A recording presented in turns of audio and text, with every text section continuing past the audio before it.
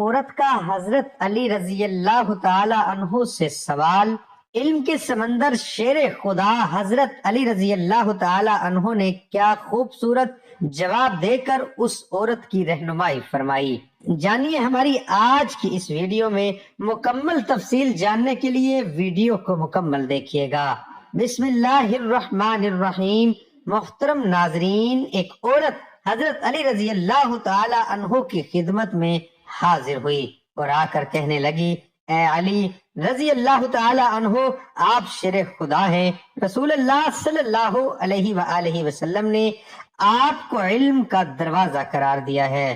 میں آج آپ کی خدمت میں ایک سوال لے کر آئی ہوں، آپ مجھے اس کا جواب دیجئے، کیونکہ مجھے اس سوال کا جواب بڑی شدت سے درکار ہے۔ حضرت علی رضی اللہ تعالی عنہ نے فرمایا، اے عورت، واقعتاً مجھے اللہ کے رسول صلی اللہ علیہ وآلہ وسلم نے، میرے تایا زاد بھائی نے باقاعدہ یہ بات کہی ہے کہ میں علم کا دروازہ ہوں۔ آپ پوچھیں کہ تم کیا پوچھنا چاہتی ہو، میں تمہیں اس کا جواب دوں گا تاکہ تمہاری زندگی سہل ہو سکے۔ اب وہ عورت آپ رضی اللہ تعالی عنہ سے کہتی ہے کہ اے علی، میں ایک شخص سے بڑی محبت کرتی ہوں اور وہ شخص مجھ سے محبت کرتا ہے۔ میں اس شخص سے محبت کرتی ہوں صرف اور صرف اپنی روح کی تسکین کے لیے، لیکن وہ شخص مجھے چھونے کی کوشش کرتا ہے، وہ میرے جسم کی جانب اپنا ہاتھ بڑھانے کی کوشش کرتا ہے، وہ مجھے چھو کر اپنی نفسانی خواہشات اظہار کرنا چاہتا ہے، انہیں پورا کرنا چاہتا ہے، مکمل کرنا چاہتا ہے۔ اے علی، میں پوچھنا یہ چاہتی ہوں کہ کیا وہ میرے جسم کو اگر چھو لے، اگر وہ اپنی نفسانی خواہش کو پورا کر لے، اگر وہ اپنے نفس کی بھوک مٹا لے تو کیا یہ جائز ہے؟ کیا میں اس کے ساتھ اپنے جسم کو شیئر کر سکتی ہوں؟ کیا ہم دونوں آپس میں مباشرت کر سکتے ہیں بغیر شادی کے؟ جب حضرت علی رضی اللہ تعالی عنہ سے یہ پوچھا گیا تو حضرت علی رضی اللہ تعالی عنہ نے فرمایا، اے عورت، محبت وہ ہوتی ہے جس محبت کے اندر انسان دوسرے انسان کی عزت کرے۔ ادب پہلا کرینہ ہے محبت کے کرینوں میں۔ اگر کوئی کسی سے محبت کرتا ہے تو وہ سب سے پہلے اس کی عزت کرتا ہے۔ اگر وہ شخص تمہاری واقعتاً عزت کرے تو اس کا مطلب یہ ہے کہ وہ تم سے سچی محبت کرتا ہے، لیکن وہ تمہارے جسم کو چھونا چاہتا ہے اور تم سے اپنی جسمانی اور تمہاری جسمانی خواہشات کو پورا کرنا چاہتا ہے، تو اس کا مطلب یہ ہوا کہ یہ خالصاً مفادات کا رشتہ ہے جس میں محبت کا دور دور تک کوئی نام و نشان موجود نہیں ہے۔ لہٰذا اگر تمہیں یہ لگتا ہے کہ یہ محبت ہے تو تم غلط ہو، یہ محبت نہیں ہے، بلکہ یہ تو سراسر اپنی ہوس کو مٹانے کا ایک طریقہ کار ہے۔ محترم ناظرین، اصل محبت کا تعلق انسان کی زندگی کے اس لمحے سے ہوتا ہے جس لمحے میں اسے یہ احساس ہو جائے کہ کوئی شخص مجھ سے پیار کرتا ہے، اور اس چیز کو سوچتے ہوئے اس کا دل و دماغ روشن ہو جائے اور وہ مزید کسی چیز کی دنیا سے توقع نہ کرتا ہو، کیونکہ وہ چاہے اور جانے کہ بھائی، میں زندگی میں جو چیز چاہتا تھا وہ مجھے مکمل طور پر دستیاب ہو چکی ہے اور اب میری زندگی کی انتہائی سہل اور آسان ہو گئی ہے۔ اب آپ کو آج کی اس ویڈیو میں زنا کے بارے میں بھی بتایا جائے گا کہ اس کے بارے میں اسلامی ارشادات ہیں کیا۔ شادی سے پہلے اگر بیوی نے زنا کیا ہو اور اس کے شوہر کو شادی کے بعد اپنی بیوی کے زنا کے بارے میں معلوم ہو جائے تو وہ شوہر کو کیا کرنا چاہیے؟ ناظرین، سوال کے سیکشن میں ہم لوگ منتقل کر رہے ہیں۔ اس کا فتویٰ وہ کچھ یوں بیان کیا جاتا ہے کہ ایک آدمی نے بازاری عورت سے شادی کی ہے، شادی سے پہلے وہ مرد اس عورت سے ناجائز تعلقات قائم کرتا رہا ہے اور اب انہوں نے شادی کر لی ہے۔ قاری صاحب کہتے ہیں کہ جسے زنا کیا جائے اس سے نکاح نہیں ہو سکتا۔ قاری صاحب کی یہ بات درست ہے، واقعی ایسا نکاح حرام ہے۔ اللہ تعالیٰ فرماتے ہیں سورۃ نور میں، وہ حرام کیا گیا اوپر ایمانداروں کے زانیہ کا زانی یا مشرک کے ساتھ نکاح مومنوں پر حرام ہے۔ حافظ ابن کیم رحمت اللہ علیہ فرماتے ہیں اس مقام پر زانی کا اسم اشارہ سے زنا مراد دینا ضعیف اور کمزور ہے۔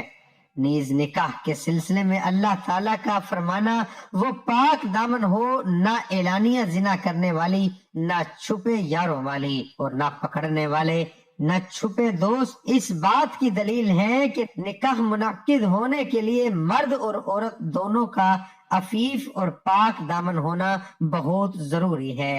محترم ناظرین، اگر کوئی عورت مرد زنا کر لیں تو کیا ان دونوں کا آپس میں نکاح جائز ہوگا؟ اور اگر شادی کے بعد پتہ چلے کہ میاں بیوی میں سے کسی ایک نے ماضی میں زنا کیا تھا تو ان کے نکاح کا کیا حکم ہوگا؟ بہت سی چھوٹی باتوں کی طرح ایک یہ بات بھی ہمارے معاشرے میں کم علمی کی وجہ سے مشہور ہے کہ زنا کرنے والے مرد اور عورت آپس میں نکاح کر ہی نہیں سکتے، جبکہ یہ بات غلط ہے۔ بلا شبہ یہ ایک غلیظ ترین گناہ عظیم ہے، مگر ان کو نکاح سے روکنا درست نہیں، بلکہ میں سمجھتا ہوں کہ اگر کسی سے یہ جرم ہو جاتا ہے تو ان کو آپس میں ہی نکاح کرنا چاہیے تاکہ ان کے معاملات آپس میں ہی رہیں، اور ان کا نکاح بالکل جائز ہے اور ہو سکتا ہے، مگر شرط یہ ہے کہ وہ نکاح سے پہلے سچے دل سے توبہ کر لے۔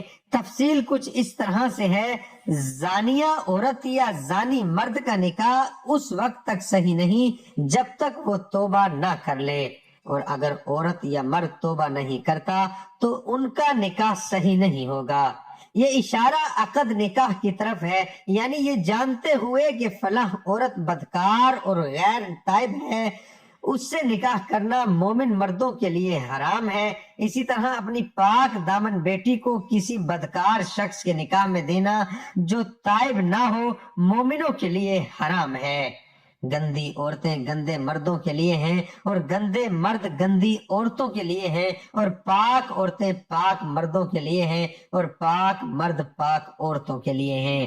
اللہ تعالیٰ نے دوسرے مقام پر بھی مردوں اور عورتوں کے نکاح کے لیے دونوں کے پاک دامن ہونے کی اور بدکاری نہ ہونے کی شرط لگائی ہے، اور مومن عورتوں میں سے پاک دامن عورتیں اور ان لوگوں کی پاک دامن عورتیں جنہیں تم سے پہلے کتاب دی گئی، جب تم انہیں ان کے مہر دے دو اس حالت میں کہ تم قید نکاح میں لانے والے ہو، بدکاری کرنے والے نہیں ہو، اور نہ چھپی آشنائیں بنانے والے۔ شان و نزول میں مروی حدیث رسول اللہ صلی اللہ علیہ وآلہ وسلم سے بھی ثابت ہوتا ہے کہ بدکار عورت یا بدکار مرد سے جو تائب نہ ہو نکاح حرام ہے۔ عبداللہ بن عمر رضی اللہ عنہ بیان کرتے ہیں کہ ایک آدمی جسے مرثد بن ابی مرثد کہا جاتا تھا، وہ مکہ سے قیدی اٹھا کر مدینہ لایا کرتا تھا، اور مکہ میں ایک بدکار عورت تھی جسے اناق کہا جاتا تھا، اور اس کی دوست تھی۔ مرثد بن ابی مرثد نے مکہ میں قید ایک آدمی سے وعدہ کیا تھا کہ وہ اسے اٹھا لے جائے گا۔ اس کا بیان ہے کہ میں مکہ میں آیا اور میں نے چاندنی رات میں مکہ کی ایک دیوار کے سائے میں تھا کہ اناق آئی، اس نے دیوار کے ساتھ میرے سائے کا ہیولا دیکھا۔ جب وہ میرے پاس پہنچی تو اس نے مجھے پہچان لیا، کہنے لگی مرثد ہو؟ میں نے کہا مرثد ہوں۔ کہنے لگی مرحبا اہلن، آؤ ہمارے پاس رات گزارو۔ میں نے کہا اناق، اللہ نے زنا حرام کر دیا ہے۔ اس نے آواز دی، خیموں والو، یہ وہ آدمی ہے جو تمہارے آدمی اٹھا لے جاتا ہے۔ چنانچہ 8 آدمی میرے پیچھے لگ گئے اور میں مکہ کے ایک پہاڑ خندبہ میں چلنے لگا، حتیٰ کہ اس کی ایک غار تک پہنچ کر اس میں داخل ہو گیا۔ وہ لوگ آئے حتیٰ کہ میرے سر پر آ کر کھڑے ہوئے اور انہوں نے پیشاب کیا تو ان کا پیشاب میرے سر پر گرا، مگر اللہ تعالیٰ نے انہیں مجھ سے اندھا کر دیا۔ پھر وہ آپس میں چلے گئے، میں بھی دوبارہ اپنے ساتھی کے ساتھ آیا اور اسے اٹھایا۔ وہ آدمی بھاری تھا، یہاں تک کہ میں اسے اذخر تک لے آیا، یعنی مکہ سے باہر جہاں اذخر گھاس تھی، اس کی بھاری بھیڑی کھولی اور اسے اس طرح لے کر چلا کہ میں اسے اٹھاتا تھا اور وہ مجھے تھکا دیتا تھا۔ حتیٰ کہ میں مدینے پہنچ گیا تو میں رسول اللہ صلی اللہ علیہ وآلہ وسلم کے پاس آیا اور کہا، یا رسول اللہ، میں اناق سے نکاح کر لوں؟ میں نے 2 مرتبہ یہ بات کہی۔ پہلے تو رسول اللہ صلی اللہ علیہ وآلہ وسلم خاموش رہے، مجھے کوئی جواب نہیں دیا۔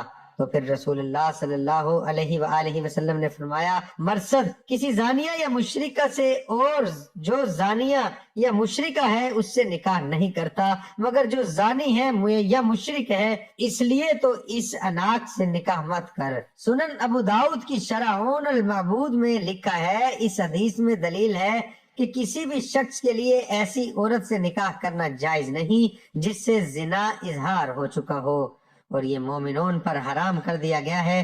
زانی مرد اور زانیہ عورت سے نکاح حرام ہونے کی یہ واضح دلیل ہے، جب تک وہ توبہ نہیں کرتے اس سے نکاح حرام ہے، اور اسی طرح زانی مرد سے بھی جب تک وہ توبہ نہ کرے نکاح کرنا جائز نہیں۔ لیکن اگر زانی مرد یا زانیہ عورتیں زنا کے بعد سچی توبہ کر لیں اور اپنے گناہ پر شرمندہ ہوں تو ان کا آپس میں بھی نکاح جائز ہے، اور کسی اور کے ساتھ نکاح بھی جائز ہے، جیسے کہ کوئی مشرکہ مرد یا عورت شرک سے توبہ کر کے مسلمان ہو جائے تو ان کے لیے نکاح جائز ہے۔ مکمل جس نے توبہ کی اور ایمان لے آیا اور عمل کیا نیک، یہ لوگ ہیں جن کی برائیاں اللہ نیکیوں میں بدل دے گا، اور اللہ ہمیشہ بے حد بخشنے والا نہایت رحم والا ہے۔